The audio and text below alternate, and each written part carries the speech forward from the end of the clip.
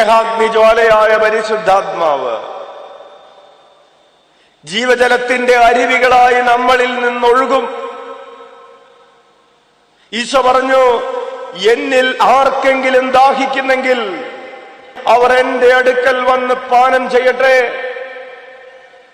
എന്നിൽ വിശ്വസിക്കുന്നവരുടെ ഹൃദയത്തിൽ നിന്ന് ജീവജലത്തിന്റെ അരുവികൾ ഒഴുകും.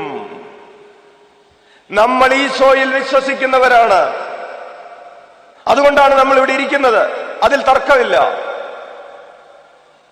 നമ്മുടെ വിശ്വാസം ആഴമുള്ള വിശ്വാസമാകുമ്പോൾ നമ്മുടെ ഹൃദയത്തിൽ നിന്ന് ജീവജലത്തിന്റെ അരുവി, ജീവന്റെ അരുവി ഒഴുകും.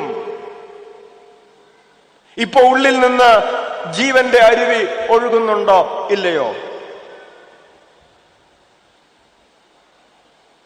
ജീവജലത്തിന്റെ അരുവി ഒഴുകുമ്പോ ചങ്കിലൊരു നനവുണ്ടാകും,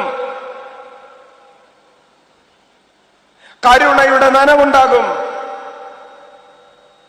സ്നേഹത്തിന്റെ നനവുണ്ടാകും, കരുതലിന്റെ നനവ് ചങ്കിലുണ്ടാകും. എന്നിൽ വിശ്വസിക്കുന്നവരുടെ ഹൃദയങ്ങളിൽ നിന്ന് ജീവജലത്തിന്റെ അരുവികൾ ഒഴുകും. അവരെവിടെയൊക്കെ പോകുന്നുവോ അവിടെയൊക്കെ നനവുണ്ടാകും, വിശ്വാസത്തിന്റെ നനവുണ്ടാകും.